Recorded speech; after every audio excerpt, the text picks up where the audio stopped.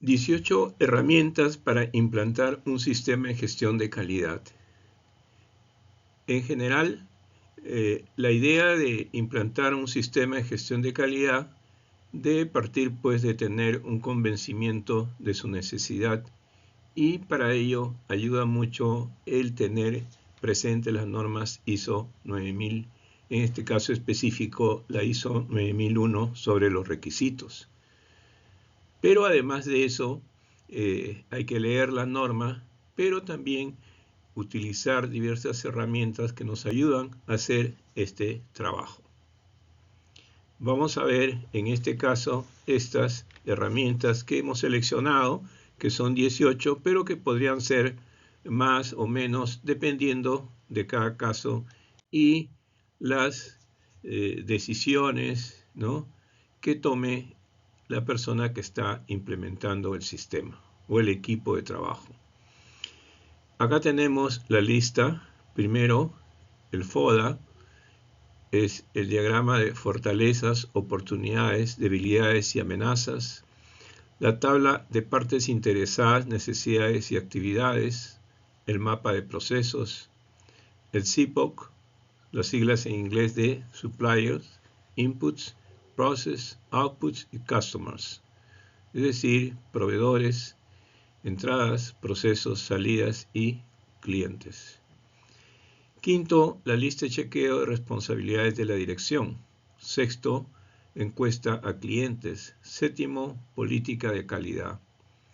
Octavo, descripción e instrucciones de trabajo. Noveno, gestión basada en riesgos y oportunidades. Décimo, objetivos de calidad. 11, plan de mantenimiento. 12, control de documentos. 13, evaluación de proveedores. 14, diagrama de proceso. 15, plan de operaciones. 16, gráfico de control. 17, lista de chequeo. 18, gráfico de monitoreo de los procesos, de mejora de procesos. En general, estas herramientas pueden servir en diversos casos para implementar los diversos capítulos de la norma. Yo las he seleccionado porque considero que pueden ser de bastante utilidad y aplicación.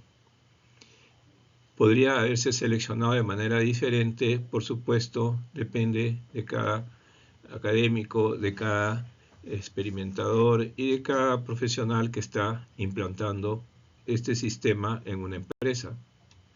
Veamos estas. La primera, que sirve para evaluar cómo está el contexto, es justamente esta de fortalezas, debilidades, oportunidades y amenazas. Las dos primeras son de carácter interno y las dos que están abajo de carácter externo. En las fortalezas se trata de cuáles son las razones que están en la base para nuestros objetivos. ¿Qué recursos de la organización nos benefician y apoyan la realización del producto? Es decir, en qué somos muy buenos.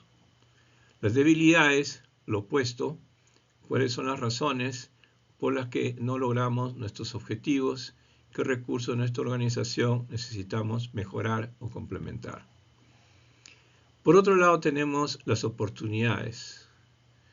Esto está ligado a las fortalezas para poder aprovechar las oportunidades. Tenemos las preguntas: ¿cuáles son las razones por las que no logramos nuestros objetivos? ¿Qué recursos de nuestra organización necesitamos mejorar o complementar? Esto en lo que se refiere a oportunidades, ¿no? Entonces, como somos fuertes en algo, entonces tratamos de aprovechar y avanzar en esa dirección. Las amenazas: ¿cuáles son las razones por las que no logramos nuestros objetivos? Proceso, administración. ¿Qué recursos de nuestra organización necesitamos mejorar o complementar? ¿No? Entonces, Las amenazas se refieren pues a las diferentes dificultades que se pueden avisorar y que podrían afectarnos, ¿no? Tiene que ver mucho con la competencia, la tecnología, etcétera, que se presenten. La segunda herramienta es la tabla de partes interesadas, necesidades y actividades. Es decir, nosotros tenemos que identificar las partes interesadas, es decir, los diferentes actores que están interesados con nuestro desempeño. Por ejemplo, clientes, propietarios y accionistas, empleados de la organización. En clientes, las necesidades y expectativas son la mejora de satisfacción del cliente, la entrega de calidad, precio y desempeño, los canales de comunicación adecuados, el manejo de bienes pertenecientes a los clientes. Y con base a ello, nosotros podemos hacer nuestras actividades, tratando de implementar acciones para lograr nuestras expectativas y cubrir las necesidades de nuestras partes interesadas. De igual forma con los propietarios, con los empleados, etc. Es decir, con base a este tipo de información, nosotros podemos planificar nuestras actividades futuras. El mapa de procesos también sirve para ubicarnos y la idea fundamental es que todas las actividades que nosotros desarrollamos se pueden ubicar en procesos, de tal forma que lo que hace toda la empresa está formando parte de algún proceso. Generalmente la forma recomendada es separar procesos estratégicos, procesos operativos y procesos de apoyo. Esto variará dependiendo de la empresa que se trate. Aquí tenemos un ejemplo donde tenemos estratégicos, por ejemplo, atención al cliente, investigación y desarrollo, gestión de la calidad, los planes, etc. Generalmente esto corresponde a la alta dirección. Los procesos operativos que están en la razón de ser de la empresa, desde las necesidades de los clientes hasta el producto terminado y su entrega y facturación respectiva. Los procesos de apoyo es la comunicación, compras y otras actividades pues, que sirven para que se desarrollen las operaciones. El CIPOC es una forma de tener una visión esquemática general de todo lo que desarrolla la empresa. Al centro están los procesos y al lado izquierdo los proveedores y cuáles son las entradas. Y al lado derecho las salidas y los clientes. Acá, por ejemplo, es el caso de un distribuidor de vehículos. Hay que conocer el proceso al nuevo cliente, entender sus necesidades, presentar opciones para probar carros, acuerdos sobre modelos, precios, fecha de entrega y firma del contrato. Entonces, al lado izquierdo están todos los proveedores, las entradas y al lado derecho las salidas y los clientes. Generalmente se empieza su elaboración con el proceso general, ¿no? Quinto, ya con respecto al liderazgo, tenemos la lista de chequeo de responsabilidades de la dirección. Es decir, la alta dirección también puede haber liderazgos intermedios. Entonces, esta es una guía interesante porque le dice a un gerente, a un jefe de división, etcétera, qué cosa debe de hacer en términos generales. Entonces podemos tener esta lista de chequeo. Dice, practicar y demostrar su capacidad para liderar la organización en la implementación del sistema de gestión de calidad. Entonces uno responde sí o no. Ahí, ¿no es cierto? Asumir la responsabilidad de establecer un eficaz sistema de gestión de calidad. Sí. Entonces, este es un ejemplo de cómo la dirección puede ver si está cumpliendo o no con los requisitos que debe cumplir. Después tenemos demostrar su compromiso participando en actividades de gestión durante la implementación del sistema y así tendríamos otras actividades. Está incompleta la lista. Se ha hecho lo que tratamos es de presentar la idea fundamental. En nuestro texto del capítulo está mucho más detallado. Acá tenemos otra herramienta, la encuesta clientes. Es decir, necesitamos conocer qué piensan los clientes, pero esto debe hacerse en forma ordenada, sistemática, y una forma de ellos es, por ejemplo, a través de encuestas, ¿no? Acá hay un ejemplo, una parte inicial. ¿Cómo conoció a la empresa Hilados X y Z? Y aquí se le pone alternativas, por publicidad, por página web, por LinkedIn, otro. Si es otro, escríbalo acá. Nuestra página web le es visualmente atractiva y entonces acá, por ejemplo, se pone una escala de Likert. 1 para totalmente insatisfecho y 5 totalmente satisfecho. Entonces el cliente pone un aspa y da su opinión. Entonces es algo bastante rápido, pero muy útil para conocer por la empresa. Los contenidos de la página web, ¿cómo le parecería que pueda seguir sus pedidos a través de nuestra página web, etcétera, ¿no? Otra herramienta es la política de calidad. Es decir, la dirección de la empresa debe establecer políticas que den a conocer cuál es la intención con respecto a la calidad de parte de la empresa, en especial de la alta dirección. Y esto debe ser de conocimiento de todos los trabajadores. Acá hay un ejemplo, se puede ver cómo se plantea. La gestión de la calidad forma parte integral de nuestra empresa en general. La gestión y el papel de la gestión de la calidad dentro de nuestra empresa es un requisito esencial. La gestión es eficiente, integral y eficaz para garantizar en cada etapa del desarrollo del producto o servicio que es entregado a tiempo, de acuerdo con las especificaciones dentro del presupuesto, y así se describe lineamientos generales que sirven a todos los niveles de la empresa, a todos los trabajadores para, en los casos que no está claro o tienen duda, está, digamos, definido. Descripción del trabajo e instrucciones de trabajo. Esta es otra responsabilidad de la dirección, es decir, todos los trabajadores deben de tener definido quién es su jefe y qué cosa tienen que hacer. Por ejemplo, acá algo muy sencillo, pero necesario: contestar por teléfono en un hotel 4 estrellas. El coordinador de llamadas de y a las habitaciones. Primero, dice, llega una llamada, ¿no? Mire el nombre del huésped y el número de habitación en la pantalla del teléfono antes de levantar el teléfono. Segundo, conteste el teléfono antes del cuarto timbre. Tercero, extender un saludo según la hora del día de la siguiente manera: buenos días, room service, soy tal, ¿no?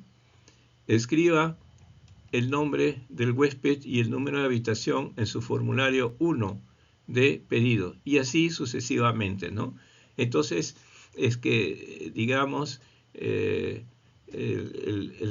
coordinador de las llamadas no tiene, pues, discreción para responder de cualquier forma, sino está definido de tal forma que si lo está haciendo bien, lo podemos verificar, ¿no? Y él mismo puede ir ordenadamente leyéndolo al comienzo para ir aplicándolo, y después ya lo memorizará, ¿no? Entonces es muy útil que todos los trabajadores tengan por lo menos una norma en todos los niveles de la empresa. Noveno, gestión basada en riesgos y oportunidades. El riesgo es la probabilidad de llegar a un estado inesperado donde los requisitos no se cumplen. Es decir, una situación en que nos salimos de lo que debe ser. El pensamiento basado en riesgos es la idea de que debemos aplicarlo para que tomemos en cuenta las oportunidades y los riesgos. Los cambios producen oportunidades y consecuencias imprevistas. Abordar los cambios que puedan afectar a sus objetivos o requerimientos del producto. Acá hay una propuesta de cómo debería ser el proceso de pensamiento basado en riesgos. Primero, análisis de riesgos. Segundo, evaluación. Tercero, control. Y cuarto, la eficacia de los riesgos. No olvidar que el riesgo es, digamos, la probabilidad de que no cumplamos los requisitos. Entonces, hemos planificado cumplirlos, pero algo se puede presentar y entonces nosotros tenemos que ajustar para que esas cosas que se puedan presentar se reduzcan sus posibilidades. Acá tenemos un ejemplo de una técnica más avanzada para hacer el análisis, es el análisis de modos de fallos y efectos. Aquí se pone, por ejemplo, para procesos, se puede hacer para productos, las partes. Aquí se pone los subprocesos, cada subproceso. Después se pone, digamos, lo referente a la falla que se puede presentar, el efecto. Después acá las causas potenciales. Y acá se pone lo que es severidad, ocurrencia, detección. Todo calificado de 1 hasta 10. Y después se calcula lo que es el número de probabilidad de riesgos, que es el producto de los tres. O sea, por ejemplo, acá 5 por 4, 20 por 3, 60. ¿No? Después tenemos las acciones recomendadas, los responsables, las acciones tomadas, y después de un tiempo prudencial volvemos a evaluar estos tres criterios y obtener un valor que supuestamente debe estar reduciéndose, ¿no? El máximo que se puede llegar es a 1000 acá, y entonces nosotros vemos pues cómo bajarlo. Acá, por ejemplo, de 60 ha bajado a 24. Acá es interesante que digamos, esto que vemos como falla potencial es en realidad el modo en que se presenta la falla. ¿Cómo lo vemos? Por ejemplo, yo puedo tener la pata de la silla rota. Entonces, el modo es, digamos, lo que veo, la silla no tiene pata, se ha roto, ¿no? La causa, se hizo mal la soldadura, y el efecto, no me puedo sentar, ¿no? Entonces, este es un avance mayor al del diagrama causa-efecto. Después tenemos otras herramientas que son los objetivos de calidad. Es decir, para actividades de planificación nosotros debemos considerar qué cosa queremos conseguir como empresa con respecto al tema de la calidad, entre otros. Y entonces nosotros tenemos que establecer, digamos, metas a seguir. Y estas metas deben ser consistentes con la política y especialmente deben ser medibles, mensurables. Es decir, nosotros no podemos decir hay que mejorar la productividad, sino en qué porcentaje, en 10, en 20. Hay que reducir el número de quejas, pero en qué porcentaje, o de qué número a qué número vamos a reducir por semana, por mes, etc. Y así hay una serie de aspectos que hay que tomar en cuenta al establecer los objetivos de calidad. De tal forma que cuando trabajamos por la calidad, evaluamos cómo nos va en esta tarea. Por ejemplo, acá hay ejemplos de objetivos cuantitativos, objetivos relacionados con la satisfacción del cliente. Acá hay un ejemplo: reducir el tiempo de reacción a la llamada del cliente a 48 horas. O acá, objetivos relacionados con el desarrollo empresarial, aumento del 50% de los ingresos por ventas. O aquí un objetivo relacionado con la calidad, reducir el 50% de las devoluciones de los clientes. Es decir, acá es una cosa interesante que esto es cuantificable, ¿no? Entonces, después de un periodo de tiempo, digamos, nosotros podemos ser evaluados si hemos cumplido o no, o hasta qué nivel hemos llegado, ¿no?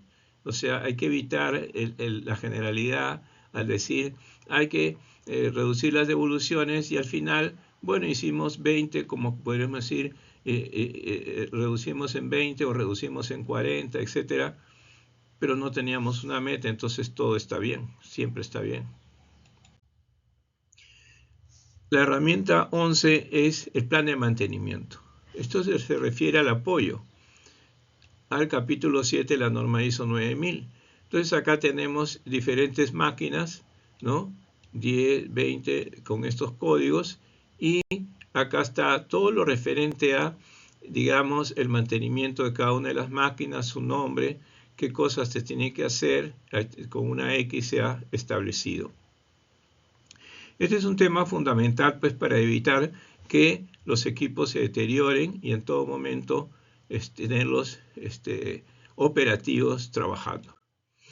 Después tenemos lo que es el control de documentos. Hay muchos estándares, especificaciones, documentos que se necesitan, y entonces hay que establecer un mecanismo de control de documentos. Hay que codificarlos, hay que tener una serie de digamos, procedimientos a seguir para crear documentos, para revisar la aprobación de los documentos y aprobación de los documentos, para distribuir los documentos, etc. Es decir, todos los documentos son creados de acuerdo a unos criterios, son, digamos, guardados en un determinado lugar y se puede acceder a ese lugar. Pero estos documentos se crean siguiendo, pues, un procedimiento ya establecido. No es que cualquiera puede crear documentos, sino que hay niveles de aprobación y formas de distribución. Acá continuamos en el almacenamiento de documentos, la eliminación de documentos, cómo debe hacerse, los registros de documentos, las auditorías de existencia de los documentos y también la mejora continua para mejorar el sistema de control de documentos. Entonces los documentos, ahora es más fácil hacer este trabajo de, digamos, control de documentos, almacenamiento de documentos, etcétera, porque existen las formas digitales que reducen, pues, la necesidad de espacio y la conservación es mucho más fácil y su actualización de igual forma. Otra técnica es la evaluación de proveedores. Con respecto a las operaciones. Entonces acá vemos, pues, que se deben identificar los proveedores que son necesarios.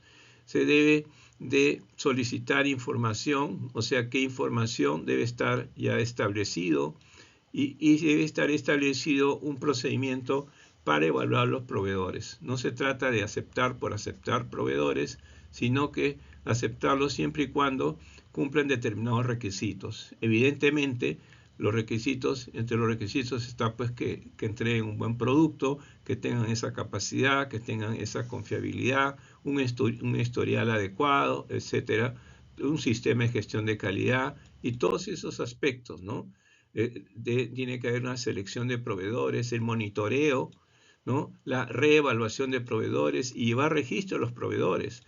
Porque, digamos, lo que sale de una empresa depende mucho de lo que recibe de parte de sus proveedores, de sus materias primas, de sus partes, de sus subpartes, etcétera, que reciben de estos proveedores, y yo no puedo, pues, como se dice, sacar un embutido bueno si llega mal la carne, o sacar un buen queso si llega mal la leche, etcétera, etcétera. O sea, los insumos que nosotros recibimos, los proveedores, son fundamentales, no solo de productos, sino también de servicios, ¿no? Acá tenemos otra herramienta, el diagrama de proceso. Esto es fundamental para todas las operaciones, para verlo especialmente. Acá tenemos, por ejemplo, llenado de una orden, entonces el inicio, ¿no? La orden es recibida, entra la orden en el sistema, se chequea su crédito, y así hay una serie de símbolos que utilizamos. Elipse para empezar, al final una elipse. Este es un diagrama de proceso que es una parte. Los rectángulos para poner las actividades, este tipo de rombos para ver cuando hay una bifurcación, cuando puede haber una situación que sea sí o no. Y aquí tenemos, pues, las flechas indicando el orden que se sigue, ¿no? Puede haber también diagramas de proceso mucho más desarrollados, más detallados, u otros generales. Por lo general, un diagrama de proceso que nos interesa para ser utilizado en todo momento y que no nos complique demasiado, debería ser bastante simple, sencillo, fácil de entender. Podemos tener de repente ya algún tipo de diagrama de operaciones, etcétera, mucho más detallado, pero el diagrama de proceso sería una de las herramientas más rápidas de utilizar, que deben estar a la mano.